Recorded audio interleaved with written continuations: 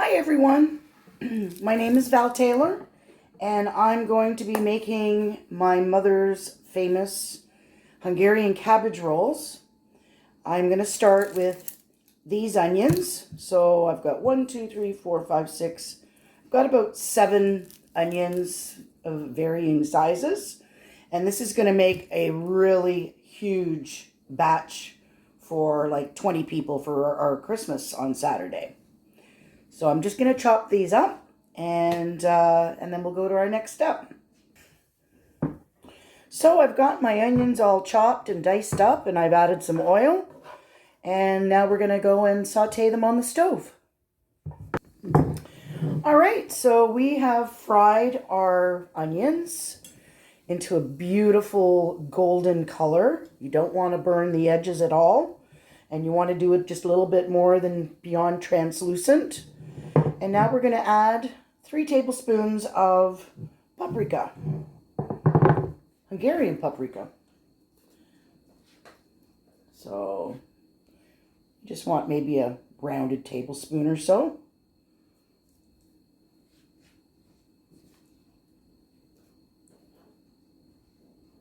It wouldn't be Hungarian cabbage rolls without Hungarian paprika. And then we're just going to give that a stir.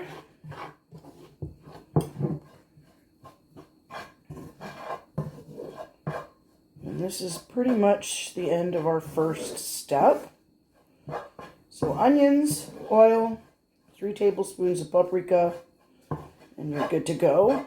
And once this is all done, we just set it aside and proceed to our next step. And our next step being grinding bacon that we're going to put into our meat mixture. So I'm just going to get that ready for you. Alrighty, so I've got my Cuisinart ready to rock and roll. And what we have here is approximately 2 pounds of bacon. So we're going to put it in the Cuisinart and grind it up. And then we'll move on to our next step.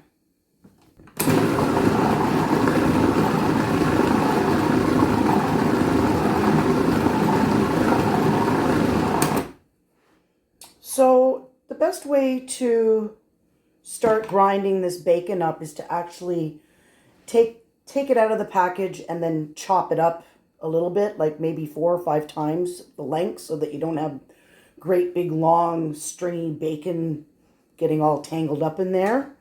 But it looks like this is pretty much done. And kind of looks like that.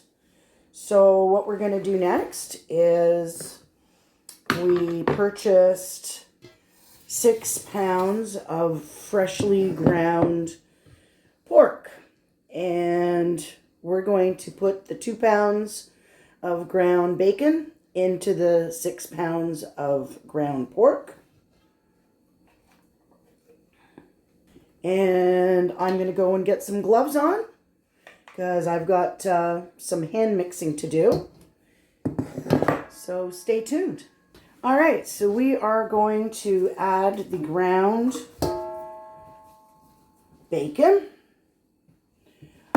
minus the blade, preferably. Just going to set that aside and get every last little bit out of here. And then what we're going to do is we are going to add 2 tablespoons of salt and 2 teaspoons of black pepper. And then we've got some prepared rice here. So we're going to add 2 cups of rice into the mixture. And we're going to mix everything together until well blended. So for our next step, you've got to have 3 of these German style sauerkrauts.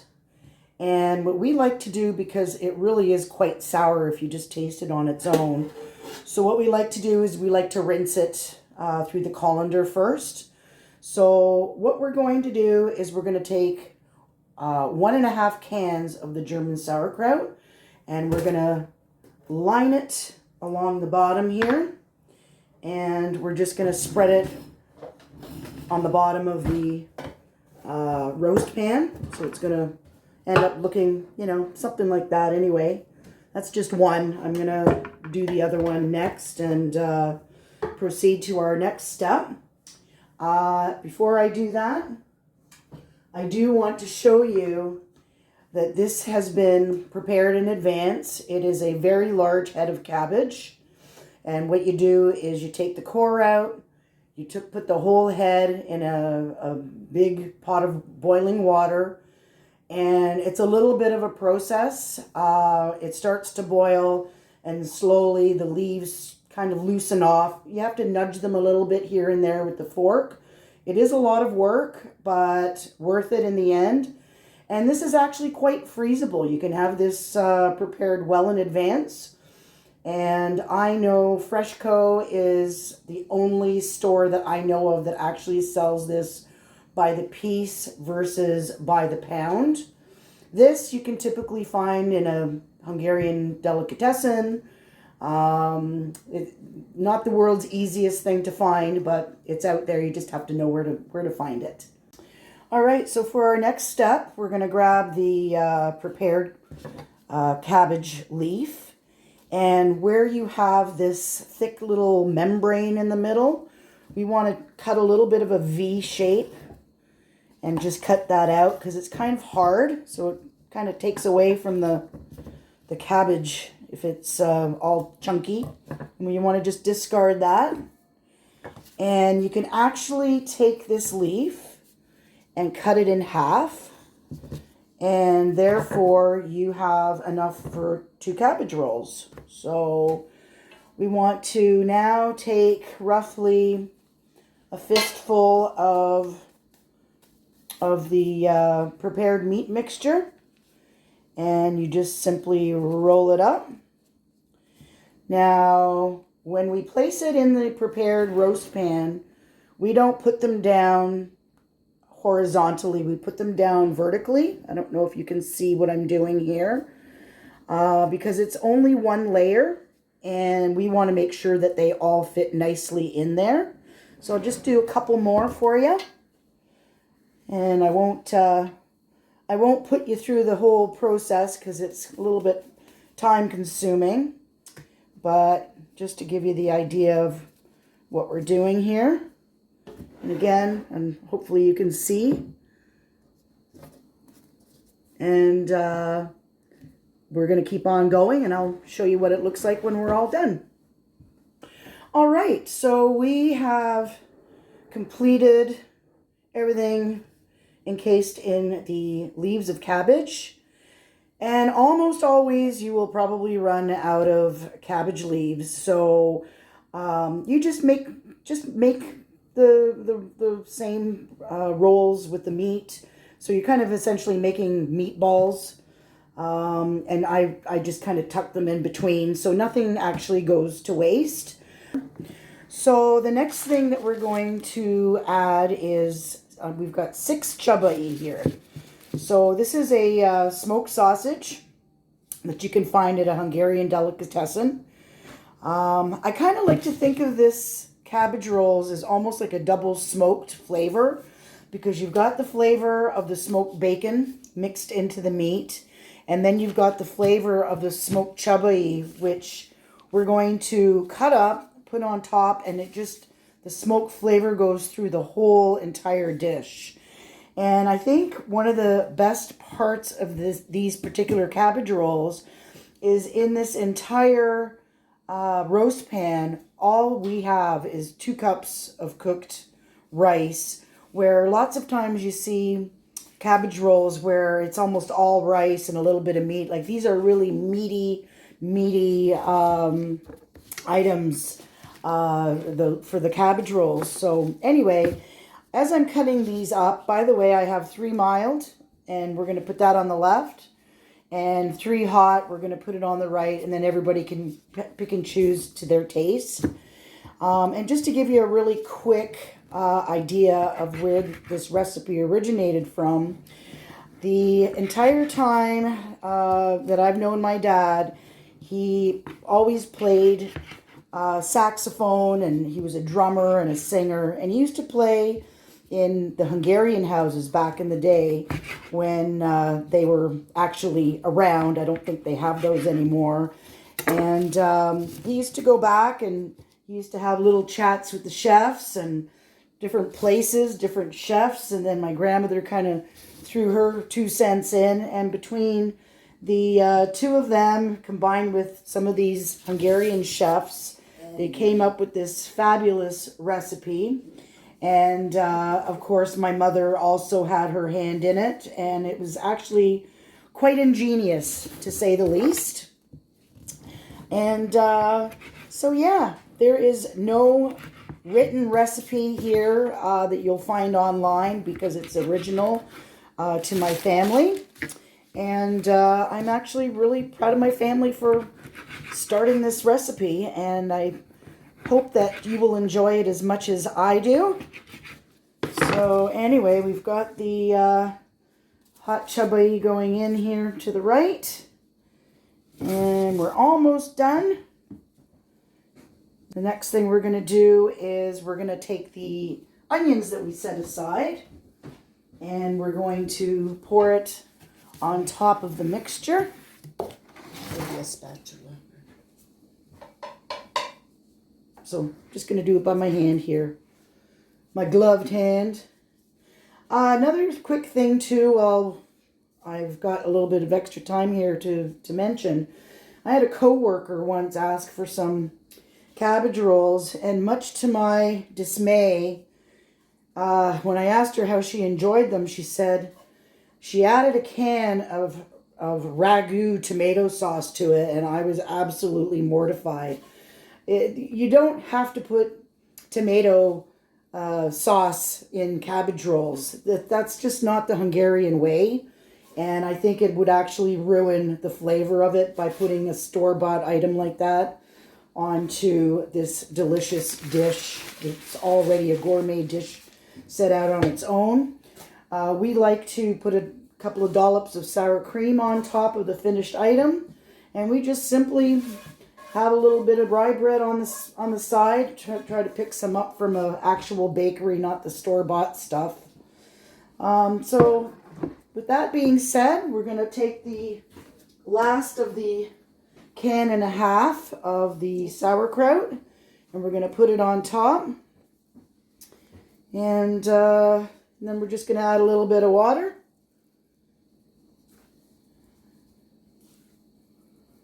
It's pretty quick and efficient.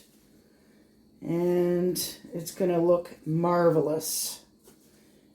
And our whole family is getting together on Saturday, and everyone always looks forward to this dish at Christmas time. Usually my mom makes it, but she's just had surgery recently, so she's kind of guiding me in the background here, but doesn't want to be on video, so. Okay. All right, so this is our finished product. We actually use a turkey roaster. The size is just really ideal for us, for our needs. This is what it looks like. You can use any kind of a roast pan, of course, Dutch oven, that type of thing. So what we're going to do now is take a can of water. And you can even slosh it too, so yeah. Okay. Another little secret trick that my mom is just mentioning to me is she likes to put the can of water in with the remnants of the onion, the fried onion pan. That way you can all the, Yeah, so again, we're not losing any of the flavor that's still left in the pan. And we're just going to pour it on over top. And you want to have them having some good coverage here. And that should pretty much do it. Sometimes you need a little bit more, sometimes you need a little bit less. Mom, what do you think? beautiful, beautiful. Do we need any more? Let me just see. So you Where's the water? I can't see it. Maybe a little bit more. I can't see it. Okay, we want to be able to see a little bit of the water there, so maybe we'll just throw in another half a cup. Or half a can. And then we can layer these on top. Yeah, and then there's a little bit of cabbage that sort of didn't quite make the grade. How's that looking now?